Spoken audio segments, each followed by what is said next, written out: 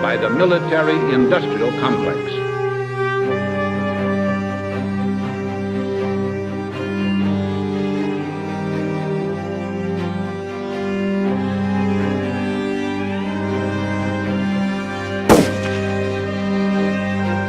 I'm just a patsy.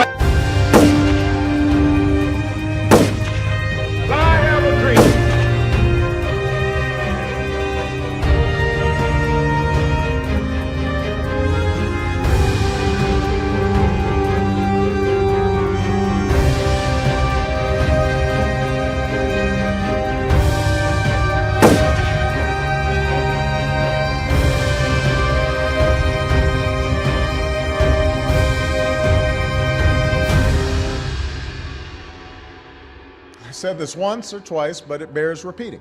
If you like your current insurance, you will keep your current insurance. You think about the Army and the Navy and the missions they run to protect the world, they run on SAP. Well, you have done a really spectacular job. I guess pretty much everybody at this table is your customer, so that's not so bad. Exactly. So I want to congratulate Thank you, Mr. President. Thank you.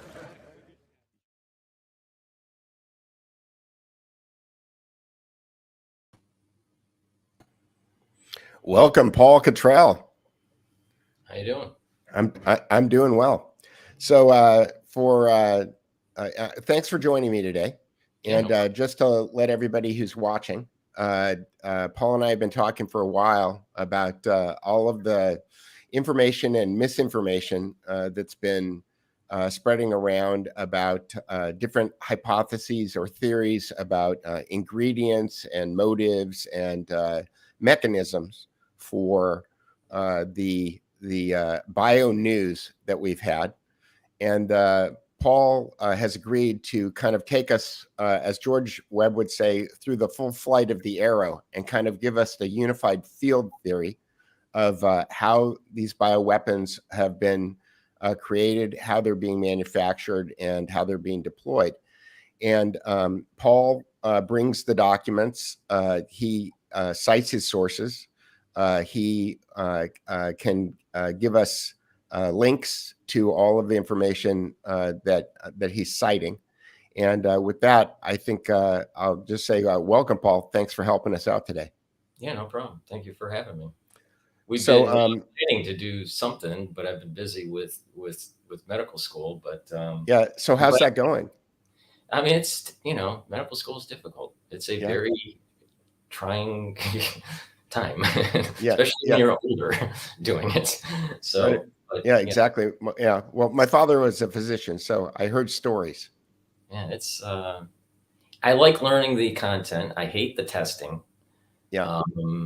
And it's anyone that has gone through medical school would say that it's very similar to the military. It's a little different than the military, but there's similarities in terms of dedicating your life over a long period of time to get to a certain goal. And, and it's very regimental and how to get there. So you're working on your MD now.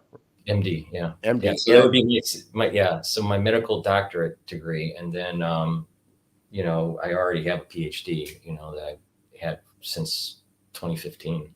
Sure. So this would be my second doctorate. Right. And your expertise in being able to explain this is what? Well, I mean, I went to Harvard for my master's in biology. Okay. And that's like molecular biology? The field concentration was biology, but majority of the coursework was like in genomics and molecular biology. Okay. And then my master's thesis was dealing with HIV-1 and the TAT protein, taking the TAT protein from HIV-1 and using it as a therapeutic for GBS, which is a peripheral nervous system disease. So you can take, what's the genius idea about this is that you can take something that can be toxic to you in the realm of virology, in the realm of being infected by HIV-1. But if you don't have HIV-1, you can actually use certain chemicals or certain proteins that are coming from these viruses and use them as therapies for diseases that we don't have really good therapies for. So Right. individuals that have GBS, they have to take corticosteroids. GBS?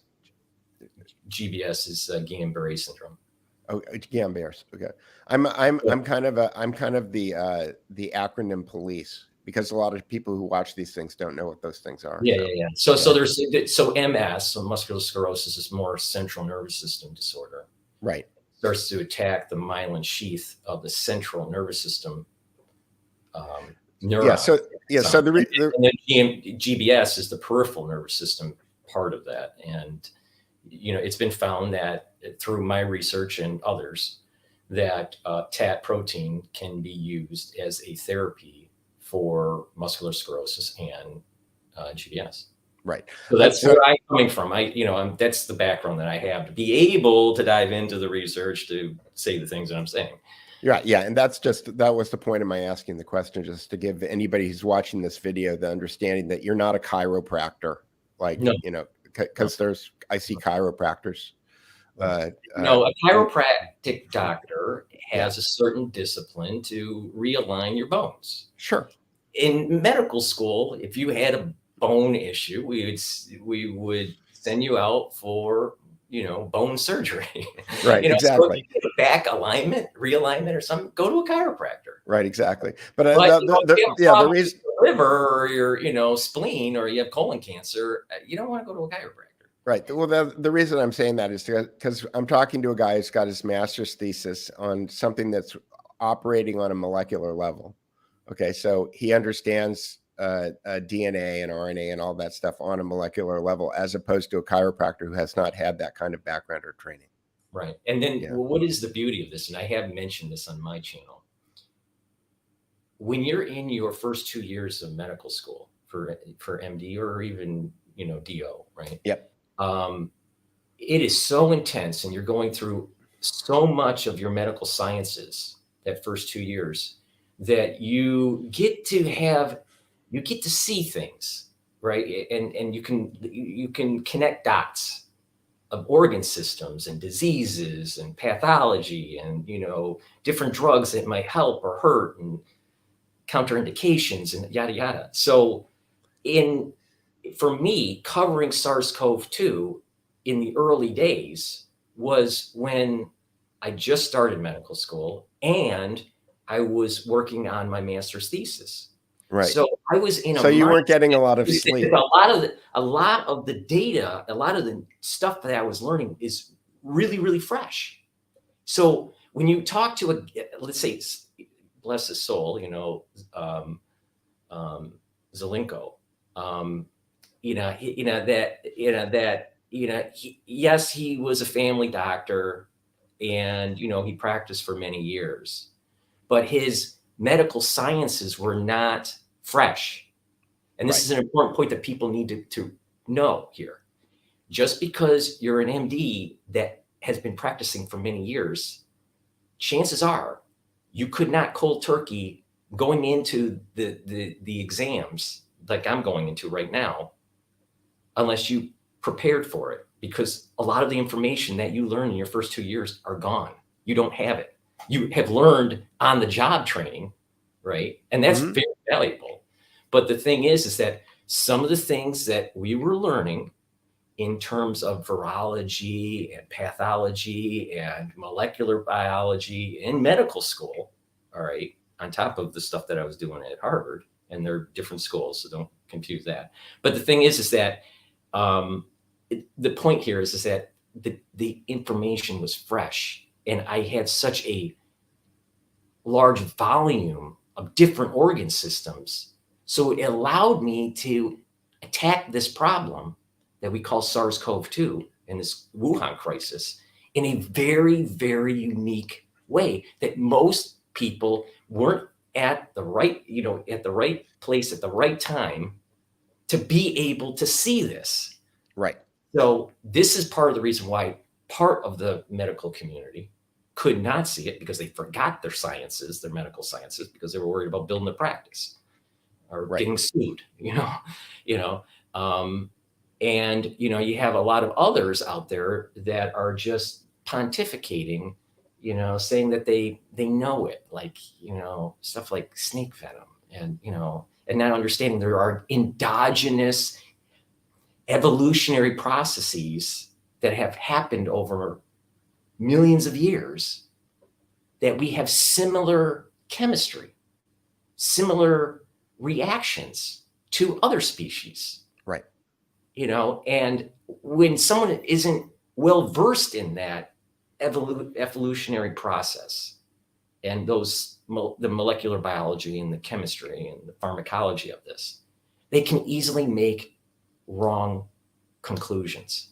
And then you have a wider public that's even less scientifically knowledgeable, piggybacking on a falsehood because they didn't spend the time to learn about virology. Right. So one of the things, I don't know a lot about virology. I mean, I know I'm the son of a physician, and I probably know more about medicine and biology. I got a 800 on my biology achievement test. I got the highest grade in my class in biology and physiology, and my father cried when I didn't go to medical school. That said, I've been studying hypnosis for 4 years now, since I met Scott Adams, and there's a linguistic pattern, and you probably learned this. If we had all had a classic education that involved the trivium, and we had learned grammar and logic and rhetoric before we learned everything else, then neurolinguistic programming probably wouldn't work on us. But there's a pattern that I notice, which is called the cause effect and then complex equivalence. And one of the things that I notice in all of the people who are kind of distributing misinformation, whether or not it's on purpose or whether or not they've modeled this technique in language because they've watched somebody else do it, it's basically, an if-then cause-effect statement that's attached to something that's called the complex equivalence. And when I see that, my spidey senses go off. I think that, my BS detector is like, okay, there's something completely wrong with whatever it is that they're saying, because this cause and effect is wrong. Okay. And this complex equivalence is wrong. And so you can attack it on a lot of different ways, but the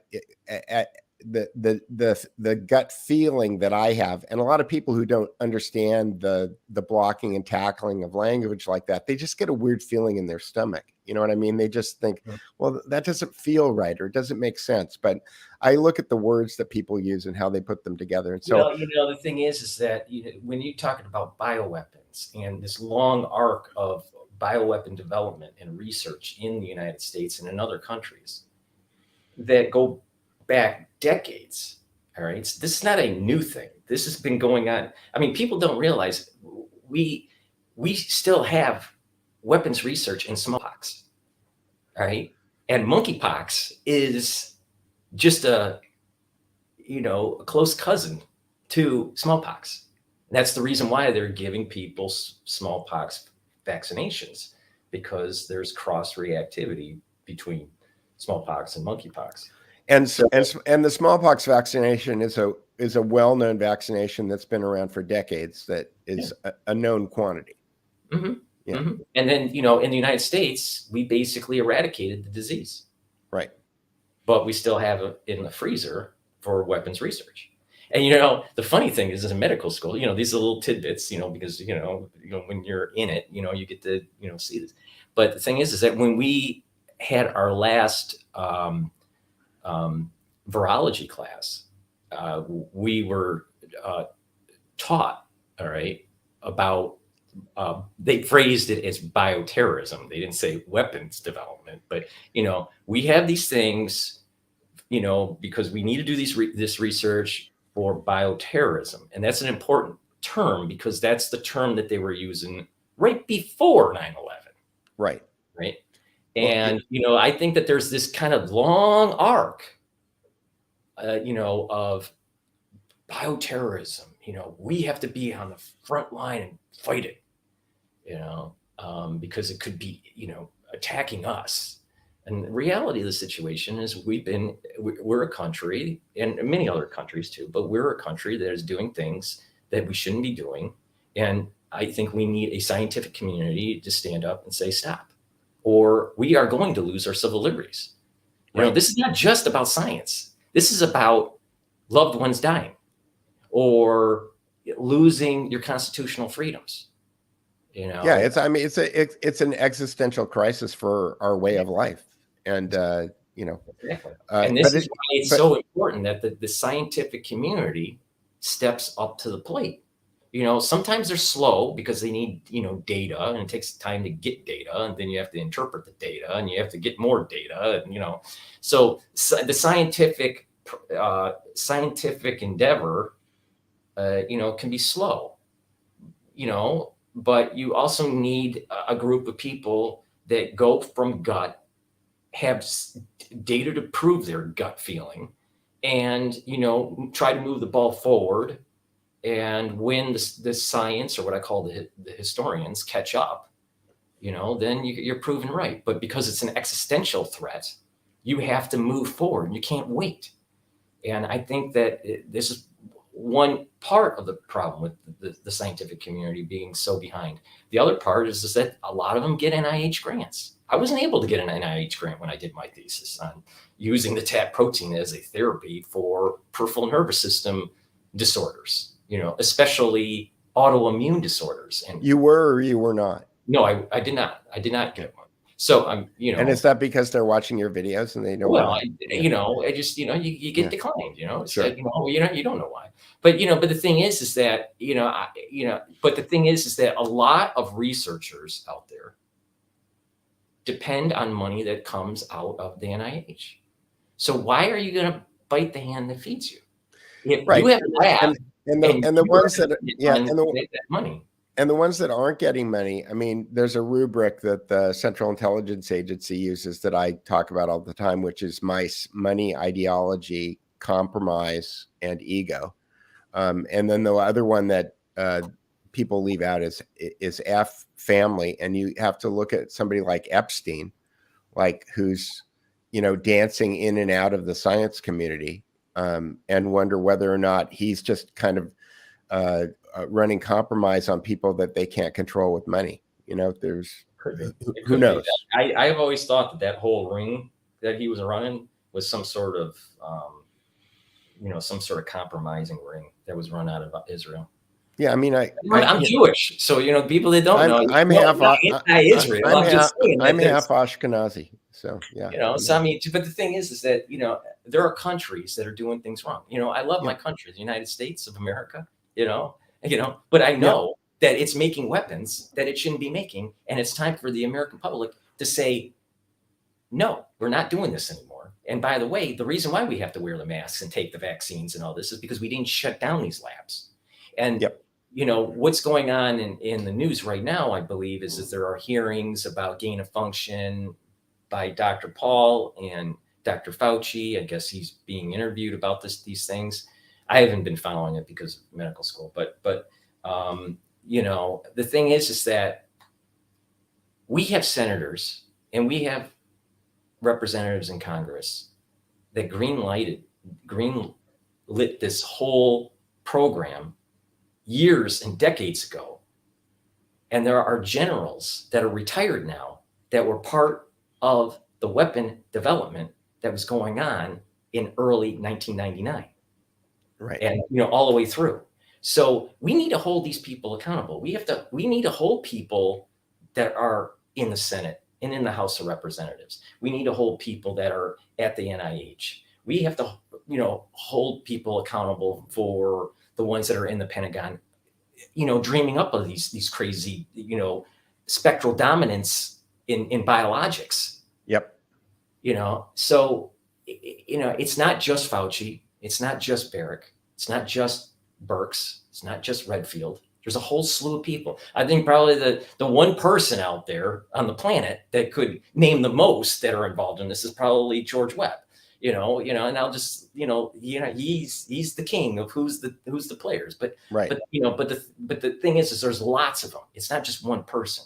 But when it comes to SARS-CoV-2, there is one player that keeps on popping up, and that is Dr. Barrick.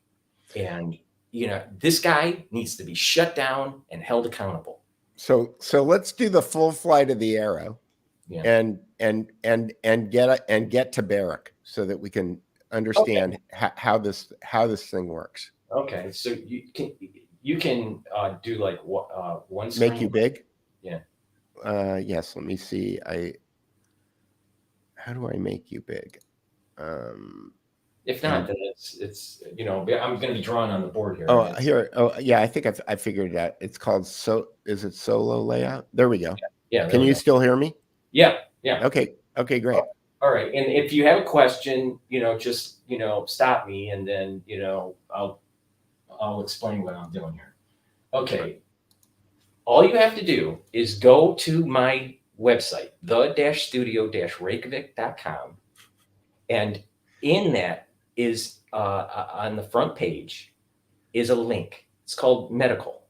And there, once you click that link on that page, you will see a slew of papers that I think are important. They're not all of the important papers, but this is documentation from the very beginning that I use to come up with the things that I say on my channels. All right. So I'm not just spouting off. I mean, these are some of the links, but in that. How do you spell Reykjavik? R-E-Y-K-J-A.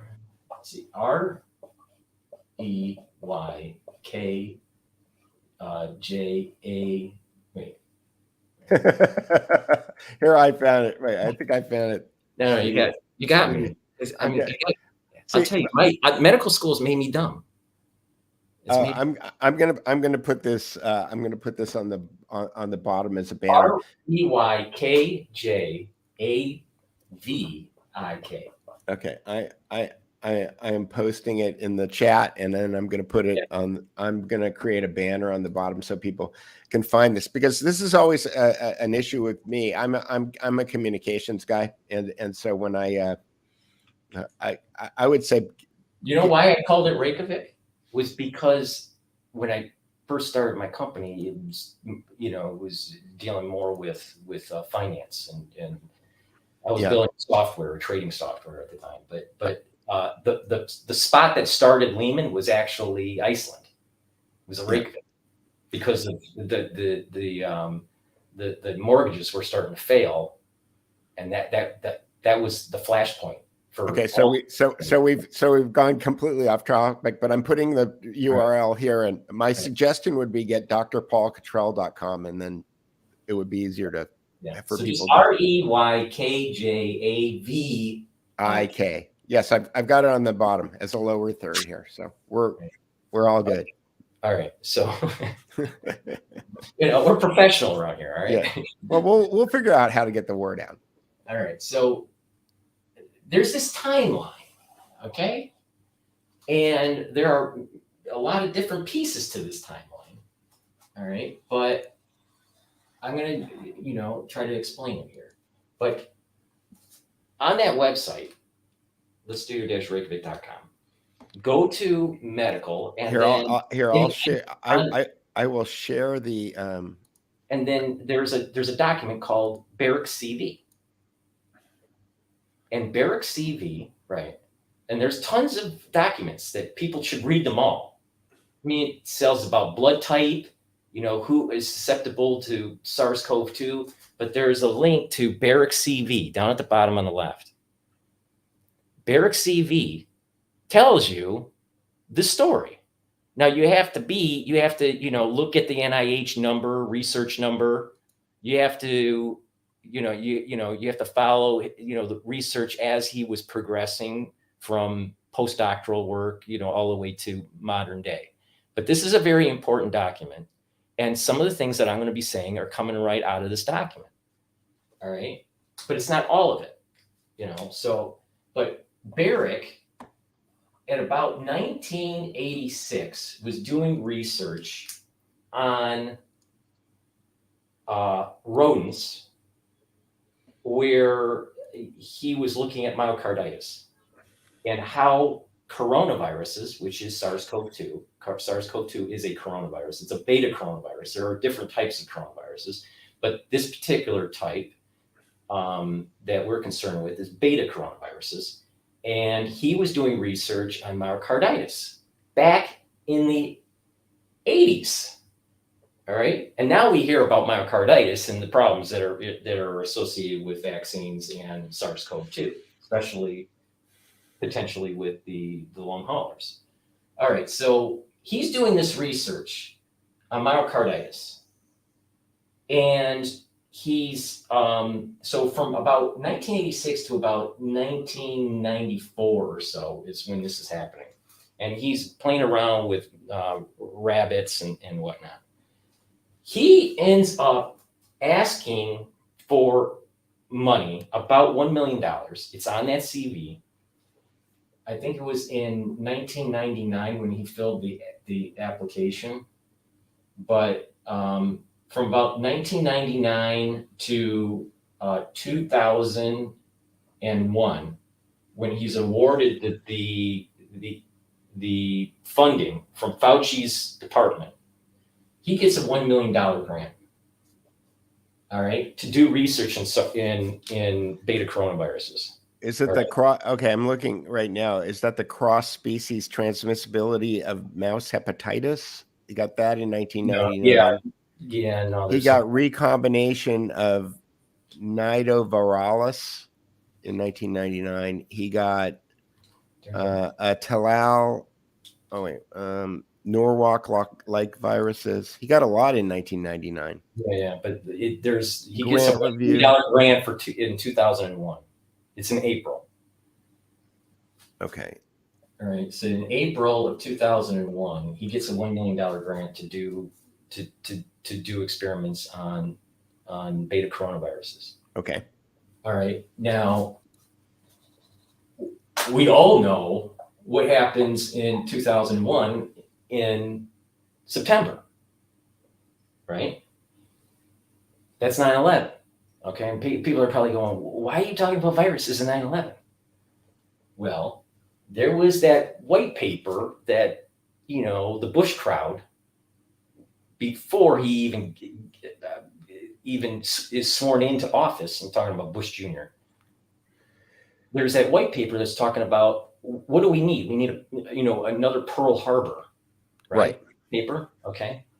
So that was around. Is that Project for a New American Century? Yeah, something like that. I don't remember. I think Wolfowitz or somebody like that. Exactly. It's Wolfowitz. Yeah. So that paper is released. I believe it's in 2000. That white paper. Okay, it's about the Pearl Harbor event. All right, and in there, is kind of like the beginning architecture, how to run the Middle East after an event. Well, we get 9/11, right? Now, Barrett's doing his research from this grant that he's getting from Fauci, right? And In November, and it seems like these clowns always like November. I don't know why, but November It probably has some occult meaning. 2002 is the first SARS case in China. So November 2002, first SARS case in China. Right. Right. Okay, this is like 9 months after 9/11. 2002. Okay. A year later. It's the year next. So Barrick gets the money April. Yeah, more than a year. Of 2001.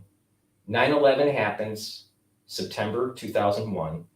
SARS-CoV-1. It's not even called SARS-CoV-1 back then, but it was just called SARS. But right. SARS-CoV-1 was developed in Barrick's lab, and the United States released it in China. And the first case was documented in November 2002. It was dropped in China earlier than that. It's just the first documented case didn't pop up until November 2002. Right. Okay. SARS doesn't even show up on the radar in the 80s in China or in the 70s, where a lot of the other viruses were popping up in Africa. All right. And we'll get to the Africa. All right. So in 2002, we have the first drop in China.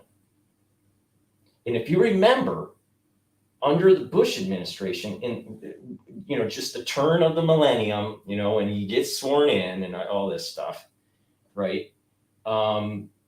If you watch some of the advertisements, especially like on CNN or on Bloomberg, it was very focused. You can almost sense like there was this like globalization surge, more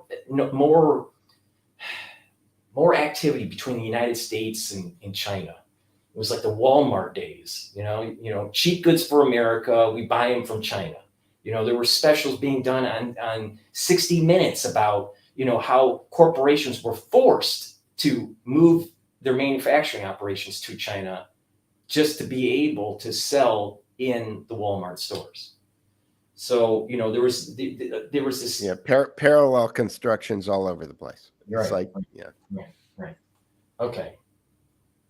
This virus is in the wild now, and it's kind of mutating, right? What happens in 2005 is Dr. Shi. This is Batwoman, okay? Dr. Shi is getting samples out of caves and doing research on certain types of bats that are harboring beta coronaviruses. All right. And she is sequencing them. And they wanted to understand why these bats in these caves, why they were the reservoir. Sometimes when a pathogen is in an animal, it doesn't necessarily mean that you're going to get a disease. Right. So they're kind of like the reservoir. And it moves to another species, because that other species doesn't have an immune system to fight it off, it ends up getting sick. And that's all right. So she was analyzing in detail why these bat coronaviruses could keep the immune system at bay. Right. Yeah. Then in 2008 is the famous paper that comes out, and that paper is also on my website. It's same link that I told you before. It's on the right side near the bottom, maybe 10 links up or so. I don't remember the name of the title. It's like the origins of SARS. I'll pull it up here. I forgot the name for title, but the link is in there. So 2008, Dr. Shi, with a bunch of researchers in Wuhan, okay, end up, yeah, it's like, let me see if I can, that link is, it might be the proximal origins of SARS-CoV-2, or no, on the origins and continuation evolution of SARS-CoV-2, I think is the This link. one? Yeah. And then look at the top and see if it says 2008. No, that's not it. I mean, my mind is so, That's okay. You know what? We can. got You a can. thousand things going on, and I just can't remember the name of the title of her. The receptor, severe. Difference in receptor usage between severe acute respiratory syndrome, SARS. Difference. Go one up. This one. Yeah. Yep. That's it. Okay. This paper Yep. this is it. This paper on the second page, which is the materials section. So people that aren't used to reading the research, there's always kind of like an introduction, a material section, and a results section. Now, if you go up one to page 2, right? So you see that section, materials and methods? Yeah. Okay. That is telling you exactly how she made a plasmid chimera of bat SARS and SARS and bat SARS-like virus together, made a chimera, and then mixed it in 293 cell line with a HIV pseudovirus. Okay. So this is the paper that is the fear and cleavage merger. This is what makes the HIV homology. It's also confirmed with the emails that came out of the server from Fauci on what was the recipe for the jump. So Right. this was confirmed in Fauci's email, but this is the paper that sets it all in motion. Okay, so And for the uninitiated, what is the ferrin cleavage? What does that mean? when you have receptors that are connecting to something, like you have a receptor on on your cells, and you have receptors on or spikes on, let's say, a virus. So we have these spikes on the beta coronavirus, and that spike has to go into a receptor.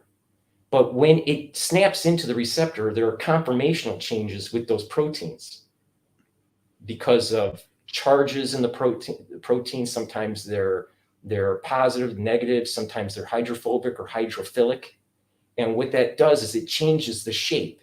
And certain enzymes can be next to that receptor to help that along. And this is the fear and cleavage point helps to change the conformation to allow the virus to get into the cell. Okay. All right. So it's for changing conformation or shape to allow for the cell to fuse with the virus. Okay. All right. So it creates a precondition that allows the virus to infect the cell. Yes. Is that? Yes. Yes. Okay. All right. So what she did was she took in a petri dish the plasmid chimeras of bat SARS-like that she got out of the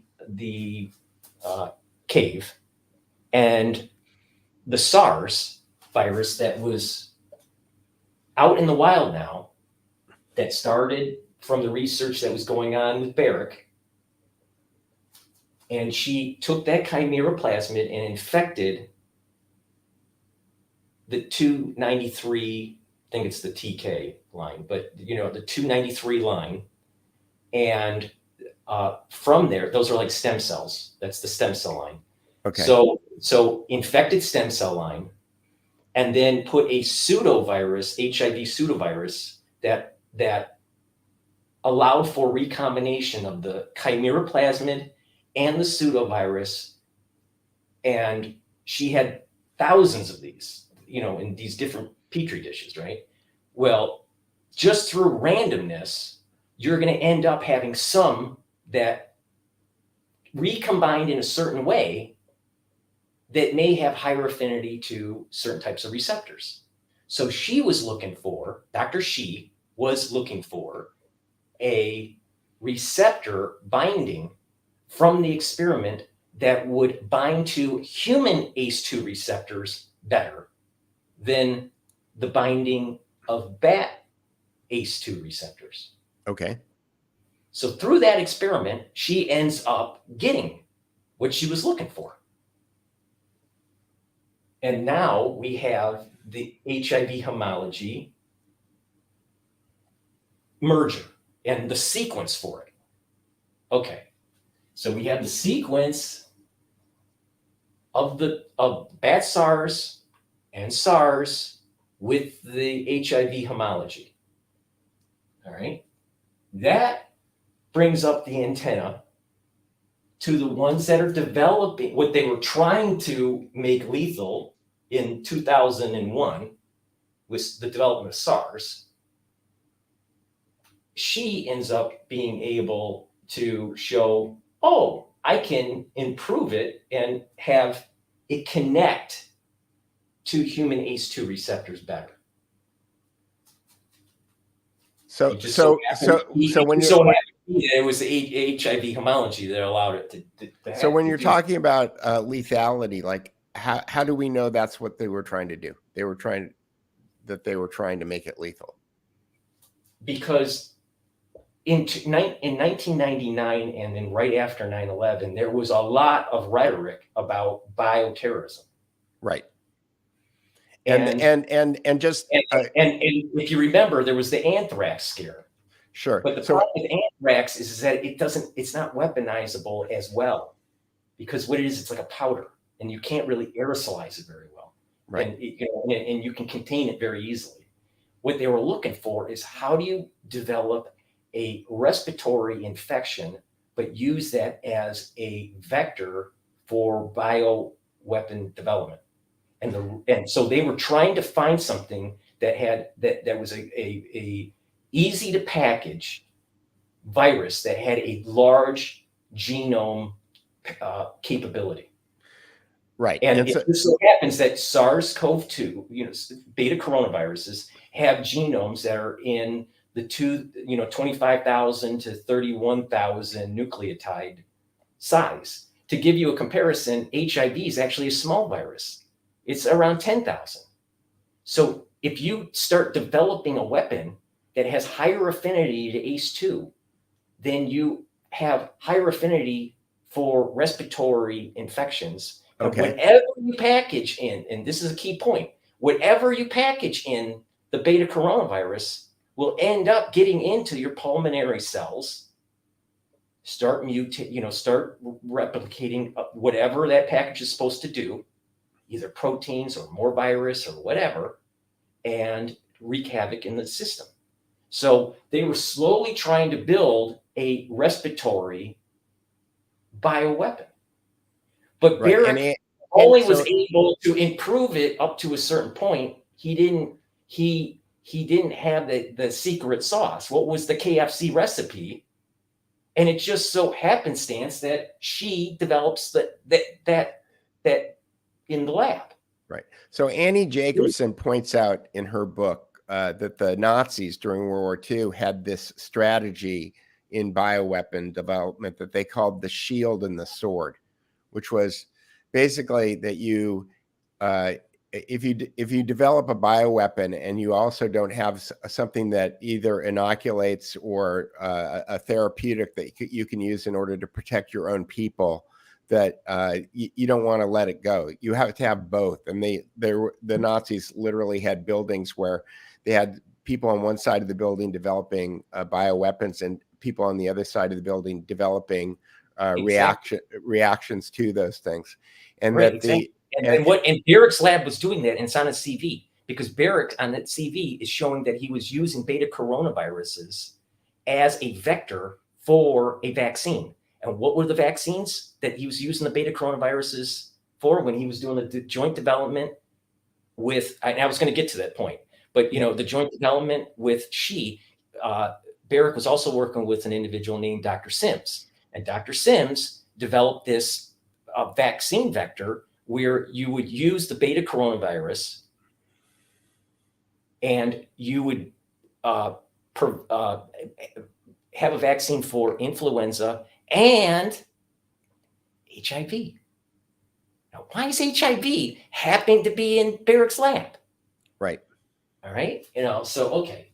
So Barrick was, So I just want to make, on the weapons development side and also the vaccine development. yeah, and I just want to make one more point that the argument for doing this work, which I never thought was a very good one, is that, well, you have to be prepared because you have to assume the people that you're going up against are doing the same work, and so you have to be prepared in case they unleash the weapon that you've developed on you, which never here's the and that's I can understand that argument. That's the argument that actually Dr. Malone, when I interviewed him, yes.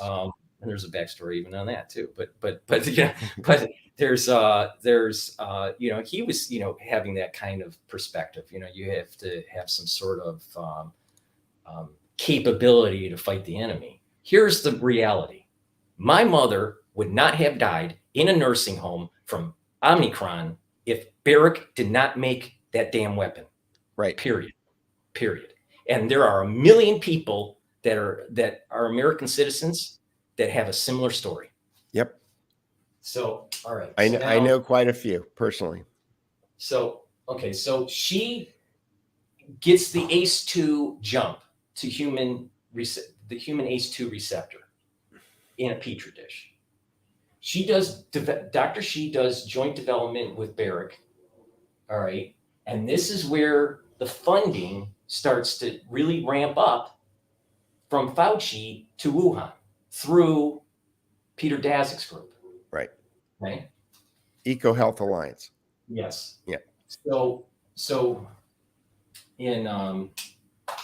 from 2008 to about 2013, and it's on that CV, 2013 or 14, something like that.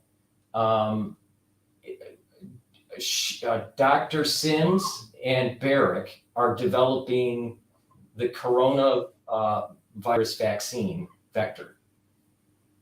All right, so I'll call it just CVAX. Okay, but CVAX is for a vaccine for influenza and HIV. All right, now what they basically do is they are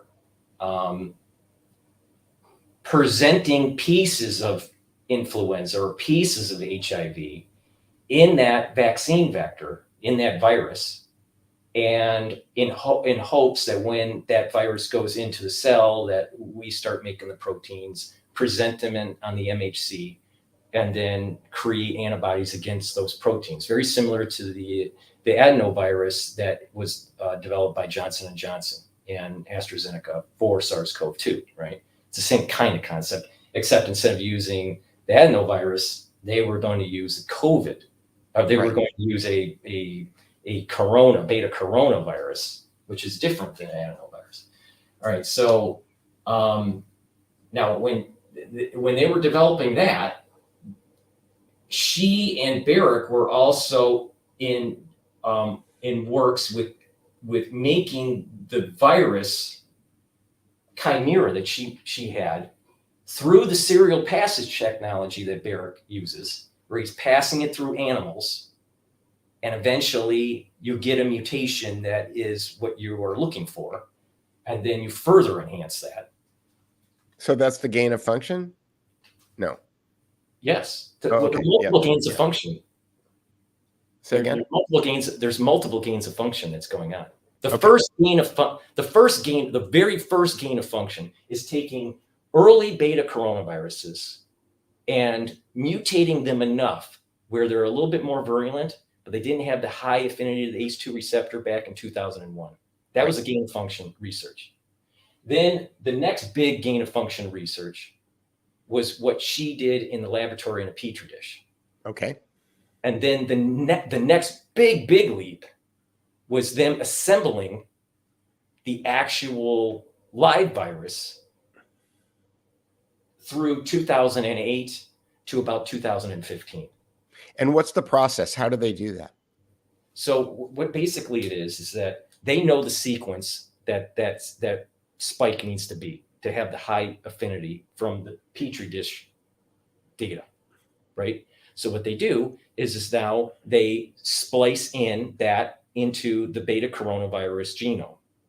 Using CRISPR, something like that? They can use, but back here, CRISPR wasn't really well used. Right. Okay. In 2008 and 2009, CRISPR wasn't well used. But today, it's way quicker because of CRISPR. But all you need is restrictive enzymes. You just take restrictive enzymes, cut, you can, paste in a sequence, and then now you have a genome that's been modified. Okay. So in the early days of this, it was pre-CRISPR. All right. So, but as they were developing and getting closer and closer to 2015, it was more and more CRISPR. Right. Okay. Because the technology was starting to ramp up. Yeah. All right. So, actually, CRISPR, just a side note, as a fact, CRISPR is actually a bacteria bacteria uses CRISPR. All right, that enzyme. It's like an enzyme. It's like a cutting enzyme, and for fermenting. So researchers were trying to figure out how to make the best cheese, fermented cheese, and sauerkraut. And it just so happened that the bacteria that happens to make sauerkraut and certain types of cheeses happen to have this CRISPR, all right, this mechanism. And they were able to isolate it and improve it and modify it. Now, CRISPR is programmable. Right. But it was really, CRISPR comes off of research on studying sauerkraut and cheese fermentation. But okay.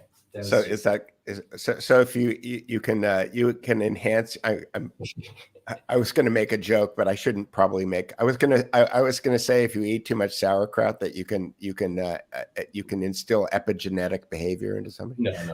No. That's a joke, and this is the part of the video that they'll cut and then they'll use in order to make. I shouldn't have even said it, but yeah. But the thing is that there are interesting intellectual pursuits that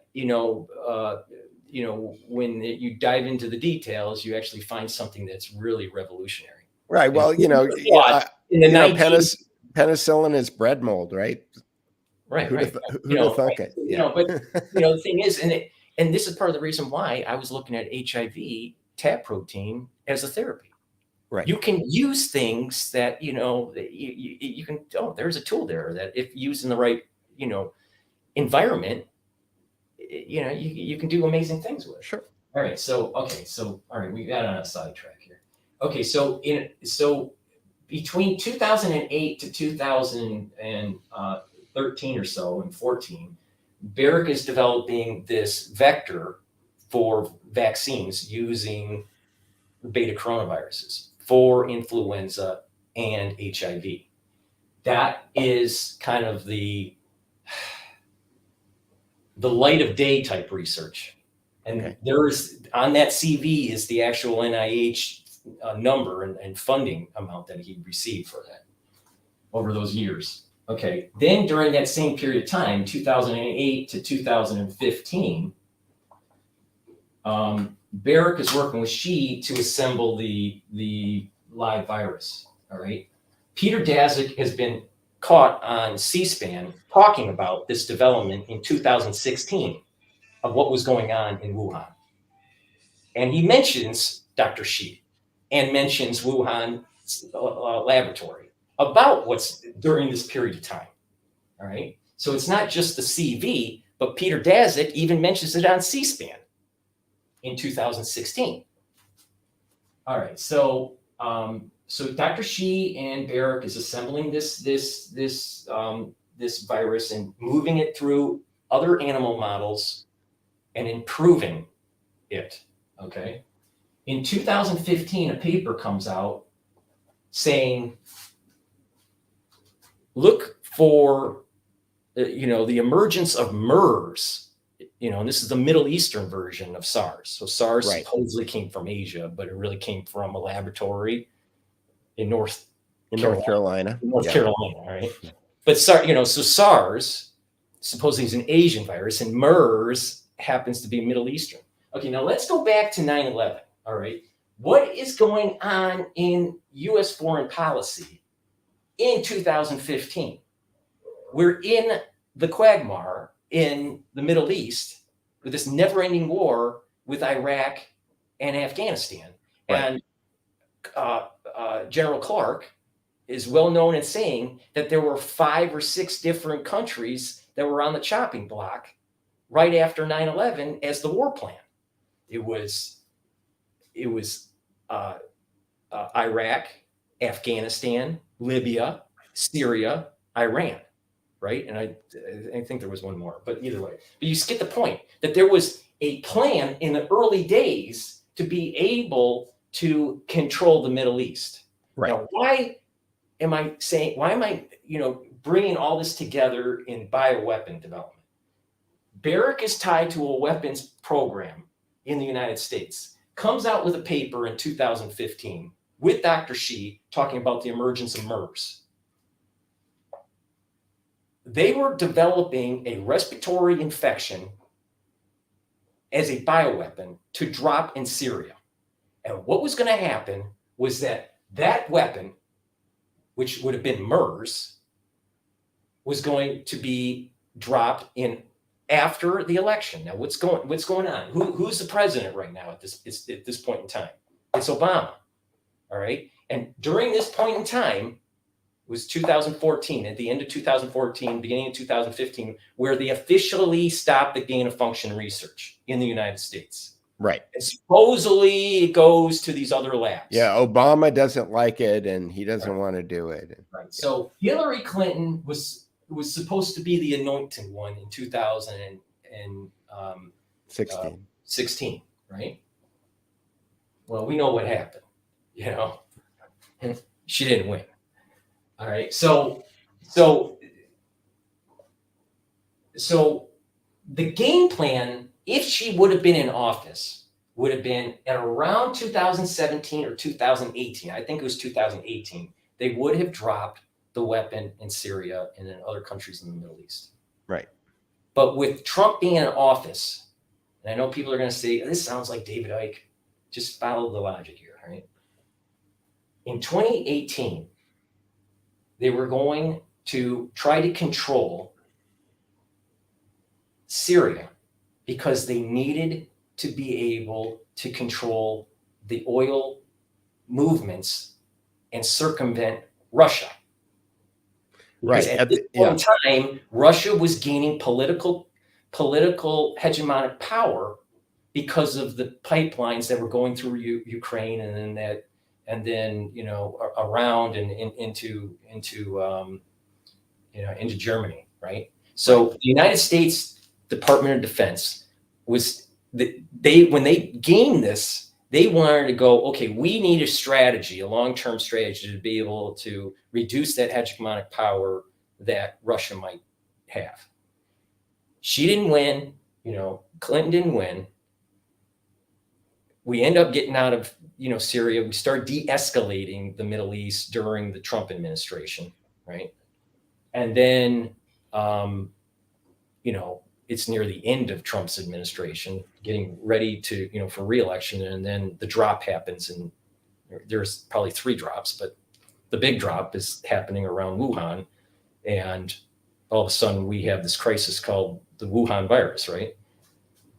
So there was a concerted effort early on, even before 9/11, to develop spectral dominance in biologics. How can I say that? Because Barrick was getting funding from Fauci in the tune of $1 million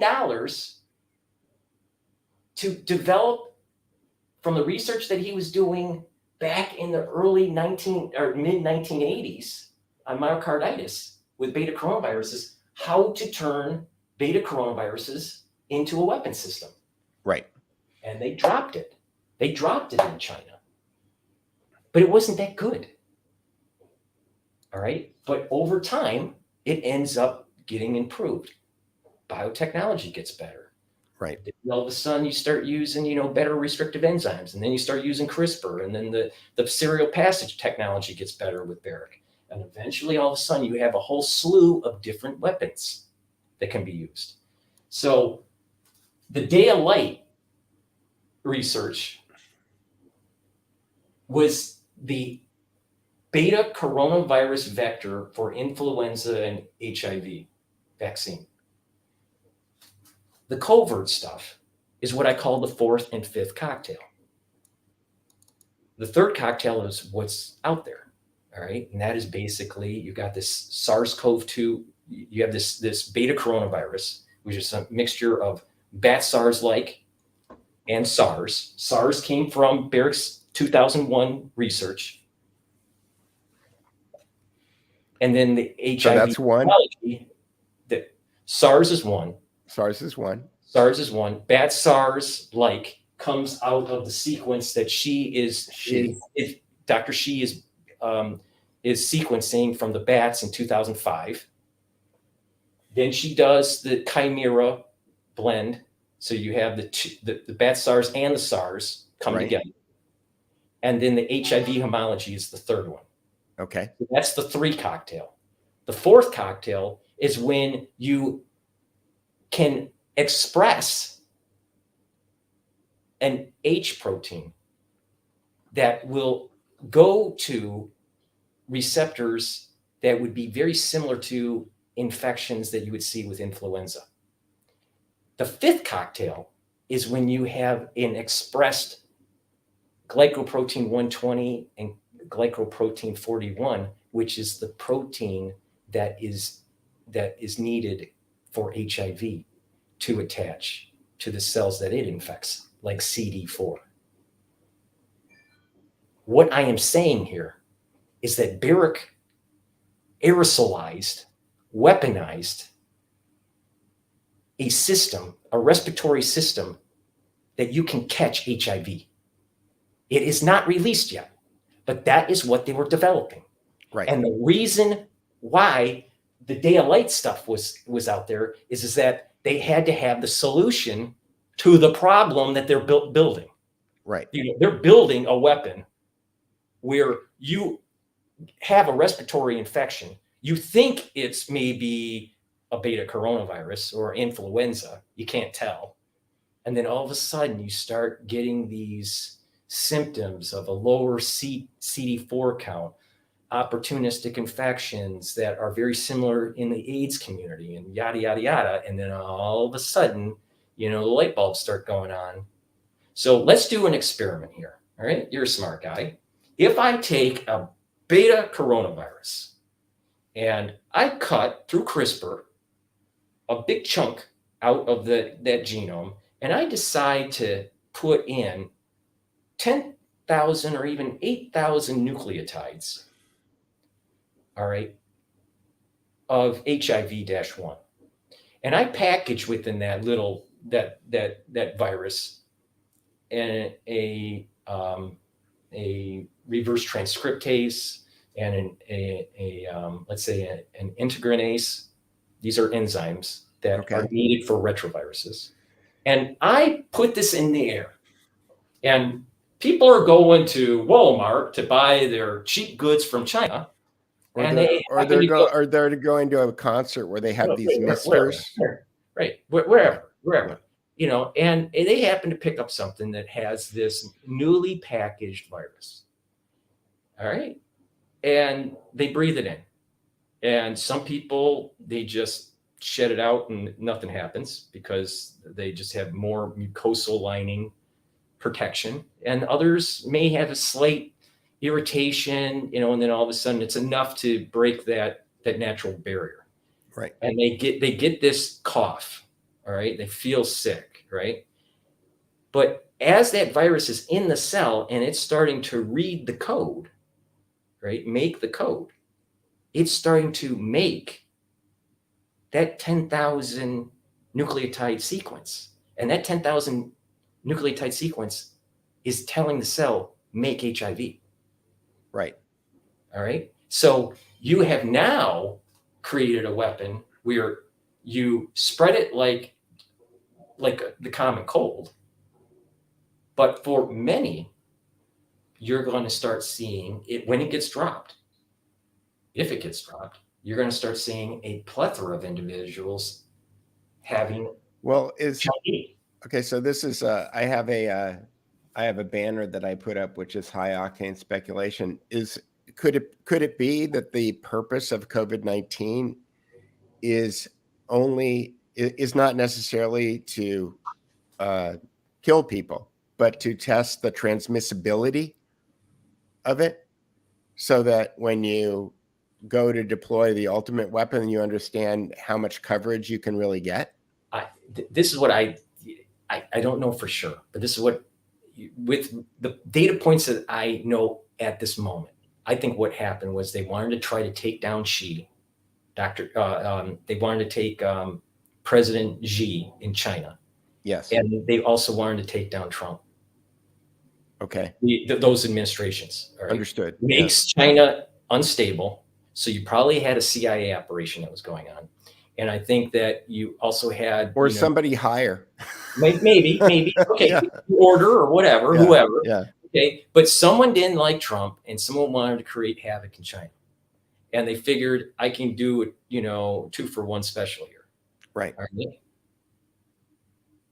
And then if you know what is going to happen, then you can probably play the market, and you can also get, you can get very wealthy. You can make a lot of money. Yeah. Right. So my take on it is that the weapon being dropped in 2019 was really to take out President Trump and try to make China unstable. I'm surprised that China is still CCP controlled. I'm actually surprised at that. Right. Now, it wouldn't surprise me that the movers and shakers that are doing this said, well, there is a positive externality. We can now model a more virulent pathogen that we've developed as a weapon system and learn from that. We know that they create these like little scenarios that are, sometimes they're not little, but these scenarios in big cities. And Raytheon does agent-based modeling to understand behavioral patterns of crowds to do crowd control. Right. So why isn't Raytheon, I'm sure people out there know that they could do this kind of like investigation and see that probably Raytheon has been doing modeling of crowd behavior in pandemics or something like that. Right. So yeah, of course there's a live experiment that's going on. Yes. And the ones that have made this want to understand the dynamics of this and how to improve it in our weapons and in a deployed environment, let's say in an urban setting. So people would say, well, what, if you got tanks and M16s and all this and smart bombs, why do you need bioweapons? You need bioweapons because we found out in Iraq that urban warfare is really tough. And the reason why the United States and Russia was able to push back the Germans in World War II was because we basically leveled the town. It was just one place after another, and we just leveled it, right? When it comes to modern warfare, because everything's PC now, everything has to be precision. And precision warfare doesn't work in an urban environment. So you drop a respiratory infection in that area, you inoculate your soldiers with a vaccine for that weapon. We know they do this because that's what, the ones that served in Iraq, they were given. But now the question is how do we get that vaccine? Right. Well, that's the thing is that's why I'm saying is that there's this sociological perspective of this. The Pentagon needs to be on a war footing or war readiness kind of capability, right? And when you're talking about biologics, it's not just the military personnel now, you also have to have your population, because whatever you drop will eventually come back to you. Right. It's full spectrum dominance. It's total war, meaning that there is no, it's not limit. The battlefield isn't limited to a place where people are shooting at each other. Right. We are actually in the war zone right now. Right. Exactly. Yeah. There's a feedback. There's a feedback that comes to us. Right. And in addition, we have enemies that are building biologics. So we need to have, and this was the argument you were making before, we need to have some sort of antidote to their biologics to live another day.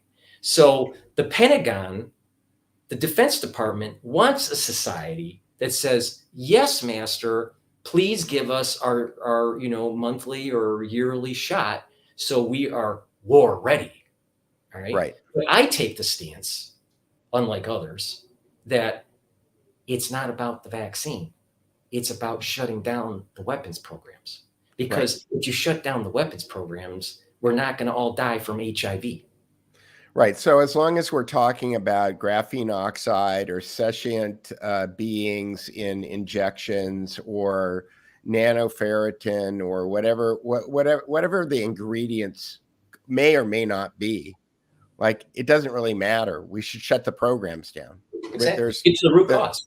Yeah. Get to the root cause. I mean, if like, you're done Hollywood type stuff. If you got a camera that's, something's happening with the recording of doing a scene, right? And it's just like, it's not right. And there's something wrong with the camera, but they keep on, changing the lighting or changing, the location or maybe the actors. But all you got to do is get to the root cause, change the camera. Exactly. So just get to the root cause. And, this is the problem I have with, some channels out there that are larger. They're not getting to the root problem to stop this. Right. And you have shown in this video that you've got documents to back up everything that you've said. Yes. And that you can show the exact timeline. Yeah. Okay. With the exact progression of how this thing is working. Yes. Down to the protein. Yeah. Right. So 2000. So the plan was that roughly around 2018, they were going to drop something in Syria in 2018 to be able to control, to check the hegemonic power that was happening in Russia, so they can bring a pipeline in. That didn't work because Trump got into office. So in 2019, right. And just jumping back a couple of years, one of the things that George Webb said early on is that all you have to do is look at the pipelines and you can tell what's going on. And Syria, if anybody's ever played Risk, can look at a map and understand and you draw pipelines on it. I've said before, you can download a KML file that has all of the global pipelines on it, and you can import it into Google Earth, and you can see every pipeline in the world. And if you look at that, you understand what Syria means. You understand what Ukraine means. They are big blocks on the risk board. Okay, that keep people from doing things that so other people may not want them to do. And so how do you control that with any means possible? So exactly. So 2019 Wuhan crisis happens. Okay, and there's a little bit of detail like which one gets dropped. There's some talk that in August there was a drop, there was an October drop, and a November drop. Right. So but I'll classify all of that as the Wuhan crisis, even though not all the drops came from the Wuhan area. All right. And then what happens is we start having mutations take place in 2020, around mid 2020. I want to say June, maybe around June. All right. This is called the D614G mutation. All right. People have to understand that not every single variant is a weapon drop. But what happens is you drop a weapon and nature takes hold through chaos. and there's mutations that take place, and it finds a way to survive. Kind of like The Thing. If you've watched, you remember seeing it, right? Yeah. Well, it finds a way. How did John Carpenter know all this was going to happen? I'll tell you, I just saw The Thing, rewatched The Thing right after our semester final. Yeah. I'll tell you, that is a great movie. Even watching it today, I mean, okay. All right. So off on a tangent. All right. So D641G happens, mutations happen. All right. This is where you start getting the alpha, the beta, the gamma, right? The delta, right? Variants. And we had different waves that are going on from 2020 to 2022. Now, around, my memory serves me right, around 2021, end of 2021, around November, it was South Africa that starts talking about Omicron, right? Well, the signature for that being a weapon developed in the laboratory is 214 EPE. That signature in the genome should not be there. And there were two. So can you explain what that means? Okay, so going back to 2020, B614G means that in the genome, you had you have a genome that makes spike protein. Okay. Right? Okay. So you have RNA that ends up making protein. That protein, some of that protein is making the spike for SARS-CoV-2. Right. Through mutations in the genome, it can modify the amino acids that make up the protein and change the configurational shape just slightly. So you have a change in amino acid in mid 2020. Then what you have is a change in the genome in late 2021, where you have 3 amino acids changing that are serial, that are right together. Right. They're adjacent to each other. Okay. Now, the cover story published in Nature was that it was an early line from D614G, but before the big wave in UK or in India or in Brazil or in the United States, and it happened to jump into a mouse or a rat in Africa and stay in Africa from 2020 and not pop up until late 2021. And the only thing that it shows up that's significant, other than just perturbations, natural, changes, was this 214 EPE signature. It's called insert 214 EPE. Okay. And this D641G. What it means is that the D64G mutation happened after the Wuhan drop. Nature allowed for mutation. All right. And how I know that nature did this is because there was research in convalescent homes that had immune compromised individuals that had reinfection of COVID. They happen to have similar mutations. So mutations do kind of track and convert. Is that paper on your website also? That one may not be on the website. It would probably be buried in one of the videos of Brighteon. I'd have to look it up. But okay.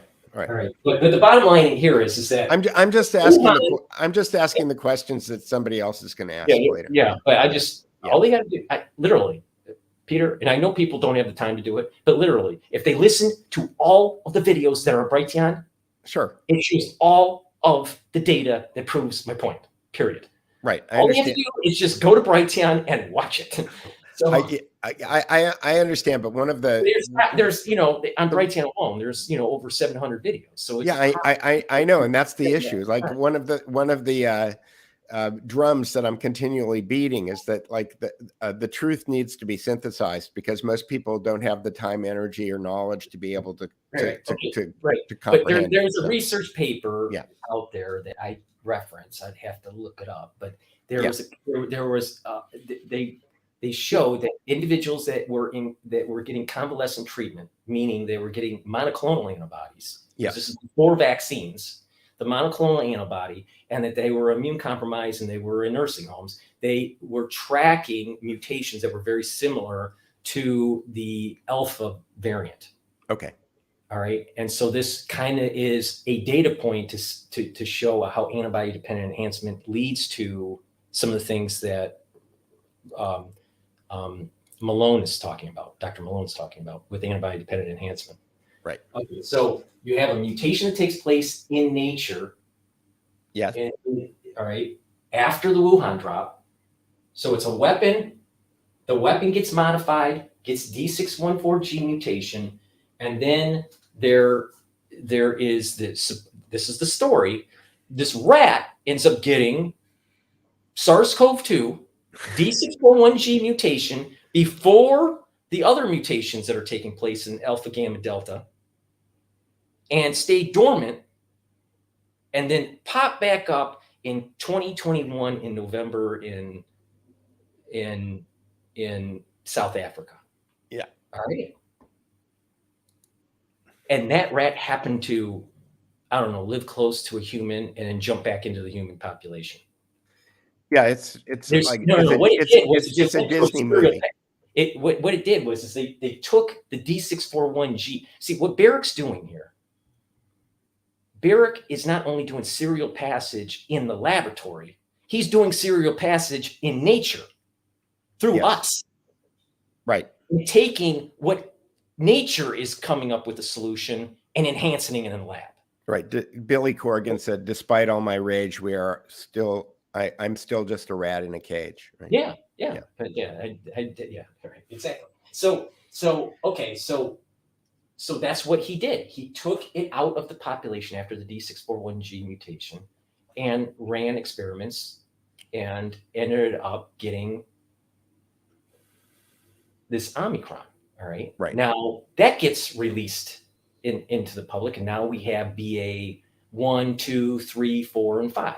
BA 4 and 5 are the next waves that are happening around the world. All right. Then in 2022, so you start getting the BA 1 through 5, right? Now we're in August now, beginning of August.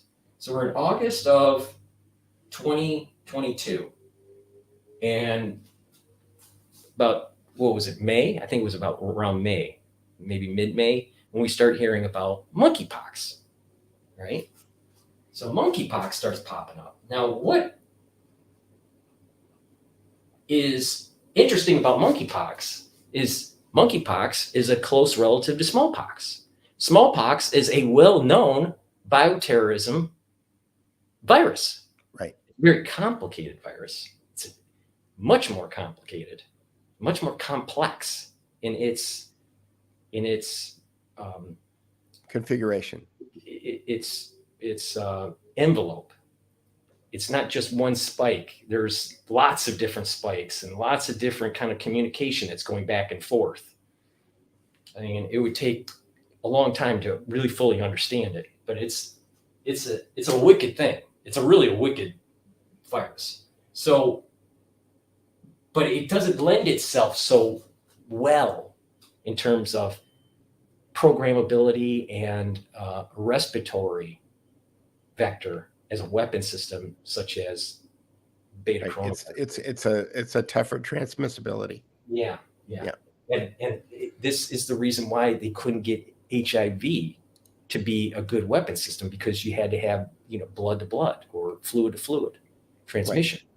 right? But if you can build a Trojan horse, aka beta coronavirus that came out of Barrick's lab, and put HIV in it, you have now weaponized HIV. You have turned it into a respiratory infection. Right. So what do you think the strategy is for deploying monkeypox at this point? Okay, so I think what's happening here, so before a pre-published paper that came out, I believe it's AIDS-like syndrome episode, maybe 19 or so. I go over a paper. On your I bright. sent you a link to it too. Yeah. That is showing the sequence of thymine.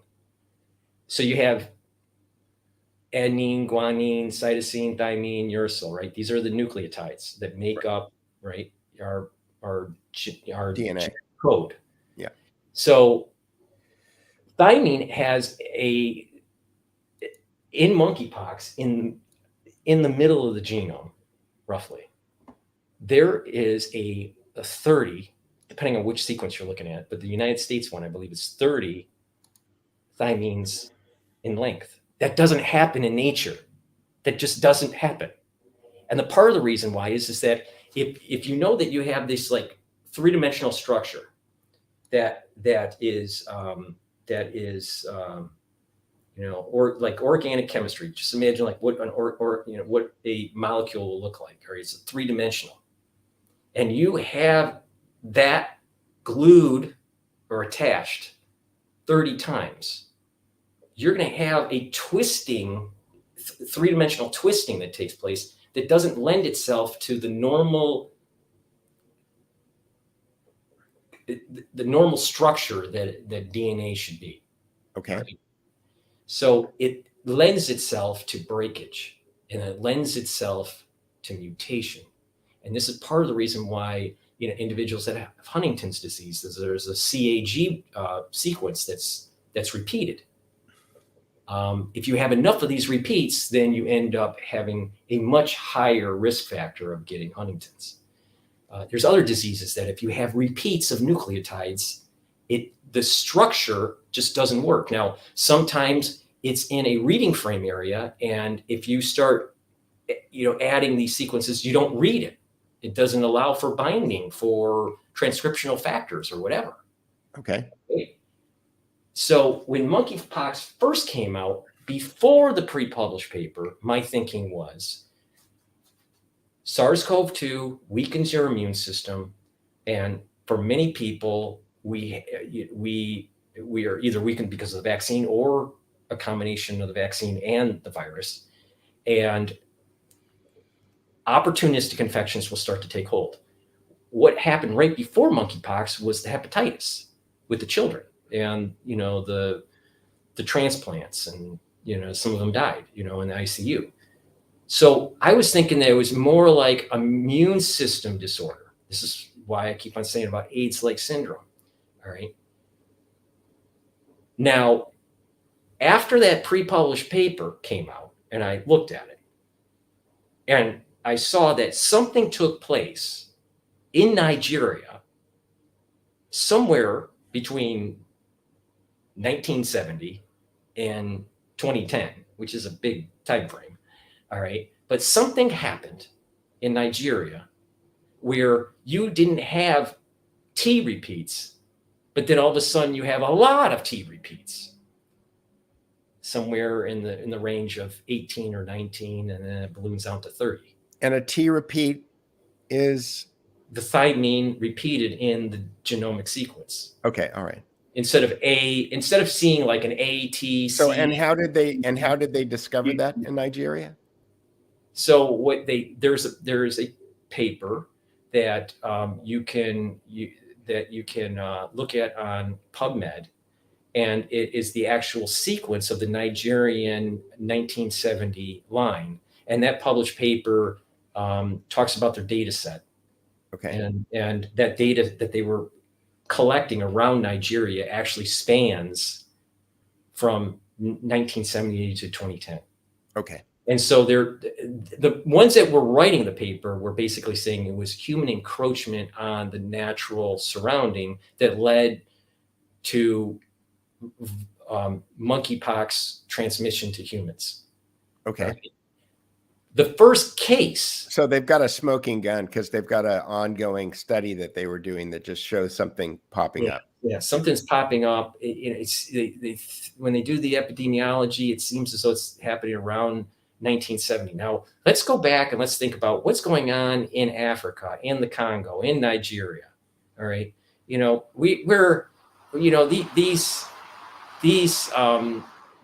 things that are happening they're doing a lot of vaccine programs in Africa. Could it be that they made a vaccine that is not as good? And there was a lot of power transfers going on back then too. I mean, there's oil in Nigeria. There's an oil issue. I think I've said this before, but I would go in. They used to have these things called bookstores, and you would go into a bookstore, and there would always be globes on sale that they were blowing out. Globes of the Earth, because the African map changed like every year, and so they'd have to come out with a new globe, and the old ones weren't valid anymore. My mom got a deal on a globe that had the wrong Africa on it. So right, yeah. So okay, so what happened with monkeypox? What happened with monkeypox? It looks like whatever they were researching in the lab that's coming from Nigeria was modified. All right. Now, this is an ongoing story, so a lot of this is just hypothesis. But there is a long T sequence in the German variant, in the US variant, and in the French variant. And those are the hotspots for monkeypox at the moment, that has a very long repeat, anywhere from 28 to 30. All right. And they seem to be in connection with this Nigerian variant from 1970 to 2010. Israel started seeing a case that popped up, I believe it was in 2018. Okay, now we're like 2018. What's going on in 2018? Remember I was saying about the MERS? The MERS drop? All right. So I am highly suspicious about, and I'm trying to be as scientific as possible and not a conspiracy guy, Right. Just, but I am I feel as though monkeypox and the data that's out there at this moment is suggesting that something happened through human manipulation, either through vaccine development that they didn't know about and they gave it to a human being and it took hold, or they purposely made it and it leaked out of the lab on accident or on purpose. But humans had a hand in that sequence, those T sequences. So monkeypox, in my mind, as a hypothesis, is that it's leading more towards there was human made, but it's spreading because of a weakening immune system. Okay. Because of the SARS-CoV-2 hit that we've had. We've been locked up in our homes. We haven't been exercising as much. Everyone's eating bombs, and the vaccines that have been weakening us. So I think that there is this kind of coupling of things that are going on, and that we're going to start seeing opportunistic infections, and infections that normally we would just fight off start becoming a problem. I mean, you've lived long enough, maybe you're a little bit older than me, I think, but you've lived long enough. There's never a time in our life where we've seen so many pathological crises happening, one after the other, after the other, after the other, to a point where you have to wear a mask forever and you have to worry about getting a jab every 15 days. Right. It's never happened. And, I reached 50. So, that's 5 decades. I don't remember any time in my life that is anywhere near the crap that's going on right now.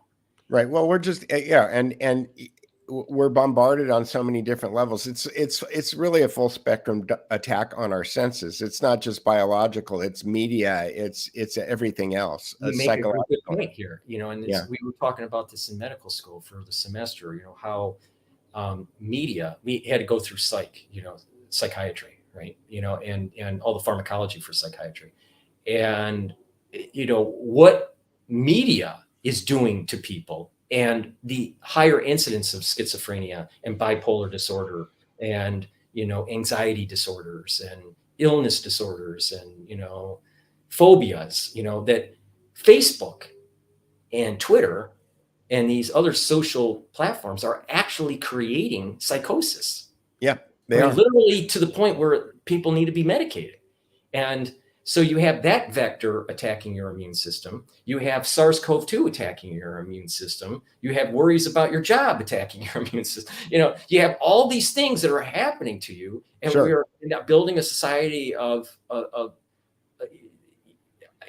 I don't know, but will we just combust, naturally combust, and just I've told this story a lot, but when I was about 10 or 11 years old, I was sitting. It was a Saturday, and my dad had just gotten his Scientific American, which he, used to read from cover to cover, and he said he jumped up and he was very excited. He liked to talk to me about this stuff, and he goes, "I can't believe it." And I said, "What?" And he goes, "Well, I just read this study, and they were trying to figure out what makes what controls your blood serum cholesterol level." And I said, "Yeah." And he said, and they did this test where they put people on a diet, and they cut 100% of the cholesterol out of their diet, and they could reduce their blood serum cholesterol level by about 10%. Yeah. And I said, "Yeah." And he goes, and then they did a test to see what you could do in order to make people's blood serum cholesterol level go up. And I said, "Yeah." And he said, and they found that accountants during April and grad students looking for or studying for their graduate record examinations, their blood serum cholesterol levels went up 400%. Yeah. Yeah. And I said, "Well, what does that mean?" And he said, "It means stress kills." Yeah, no, this kind of happened to some of my classmates and even myself. Medical school is extremely stressful. I mean, very, very stressful.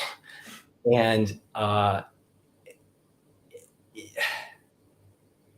when we were going into, we had not only textbook knowledge, but we all had to do patient stuff, simulate on patients. Okay, so we'd have a standardized patient, how to work up the patient, what do they have, do the physical, do the history, yada, yada, that. What would you prescribe? What tests would you run? It's like a full simulation, right? It's very stressful. So when I came home after the clinic, and I'm in good shape, all right, but the thing is that when I came home, I started having heart palpitations, and heart disease runs in my family. And I've had everything checked. I'm okay. Right. But, I have slightly higher blood pressure than I should, but not to the point where it needs to be medicated. It's 132 over 85 is my blood pressure, at normal state. But the stress level of, exam after exam and high pressure and all this stuff, I could feel the stress. So when I laid down, right after getting home from that exam, the clinical exam, I started feeling the little flutter, that little ticker flutter.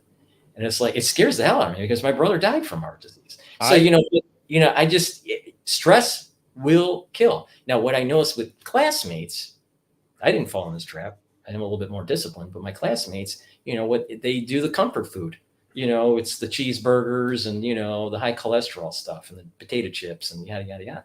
So, that the stress there, there's like, they're looking for that comfort food and, they're burning a lot of calories because, their brain's, working on overload. And, a medical student that starts the first semester, and by the time you look at them, the time that they get out of their fourth year, they're a different person. I mean, physiologically, they're a different person because Sure. Yeah, I get it. I used to play video games to relax. Yeah. And I got a blood pressure cuff one day and put it on myself while I was playing a video game. Yeah. And I looked at my numbers and I thought, I'm going to stroke out if I keep doing this. Yeah, I had a classmate that he couldn't sleep. He was so stressed out because of just the anxiety that he checked his blood pressure and it was at 150 over 100. That's like stroke level, dude. Yeah, yeah, I get it. This is only he's only a 37-year-old, and it's the stress. Medical school sucks, man. It sucks. It totally, if I knew it was this freaking stressful and hard, I would have sit back, bought a rocking chair and enjoyed my life. Yeah, I've been thinking a lot about. I don't know if you follow Richard Grove. He's one of the people that I would like to try to show this video to. He's in 2009. He started being a major proponent for like really reanalyzing the way our education system works. I mean, there's other people who are kind of experts on it, but on the internet, in the social media space, he's kind of the guy. What's happening in medical school is that back in the 70s, 80s, even 90s, a person like me transitioning from one type of career into medicine was not that uncommon. Right. Actually, they wanted that because they wanted people to have broader experience of life, right? But because the bar to get into medical school is so high, you got to train them like they're a Olympic athlete at age 6. You got to program your kid for medical school early. Yep. And so what happens is the bar gets higher and higher every year because you have all those tiger moms out there that have told Susie and Johnny. Yeah, but to your point, I mean, I think that one of the reasons that you understand this better than most people is because you're a polymath and you're autodidact. Right. It's like you look at this thing from completely different directions. And, right. But even with that, medical school is still hard. but okay, so I have to tell my daughter that I'm on a podcast right now because she's serial dialing me.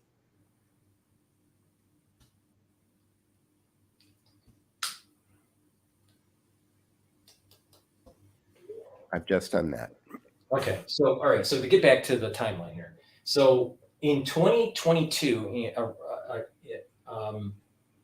monkey pox starts to pop up. Right. All right. I think around May is when it starts. All right. Now we're in August. The United States has over 6,000 cases. There's a lot of them that are in the gay community, the male gay community. Right. All right.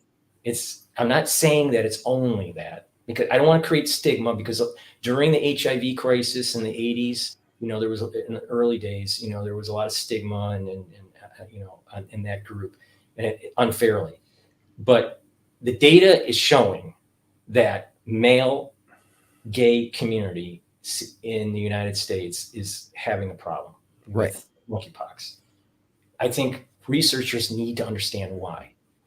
There are some hypotheses out there. We talked a little bit offline about this, about PrEP and maybe art is causing some of these things. Maybe there needs to be more research, a hypothesis, but that's what we need. We need people out there using the scientific method, creating hypotheses, and break the hypothesis so we can get to the right answer and help people.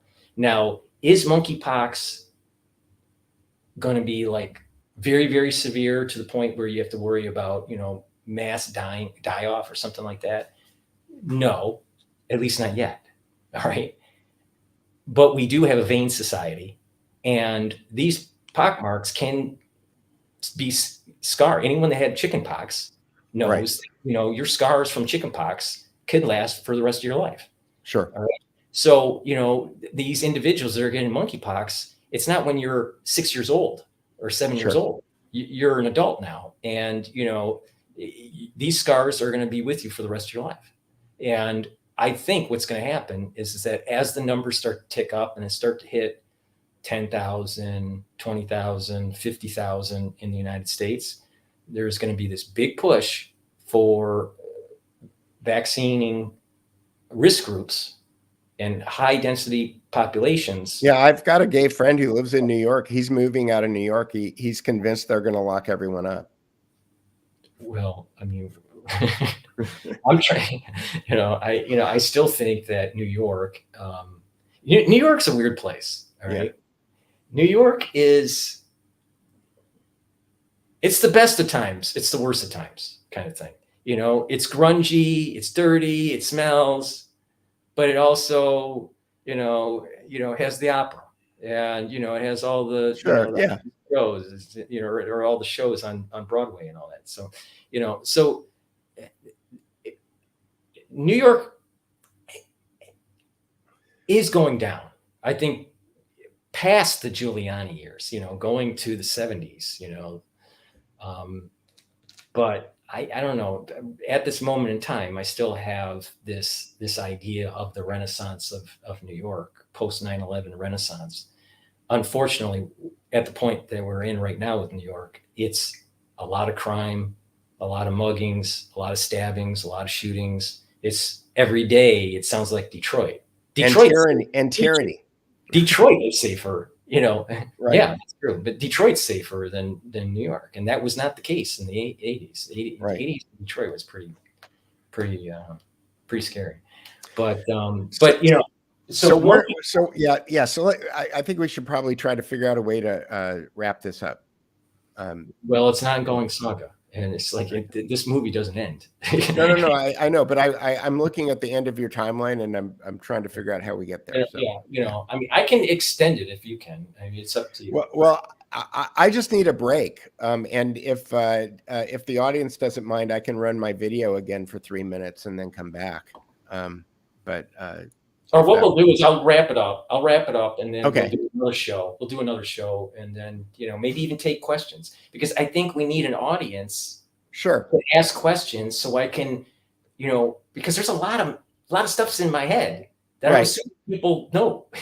Okay. Well, we can either pick it up immediately, like after this video, or we can schedule something for later. So what would you prefer? Let's do something later. Let's schedule for another day.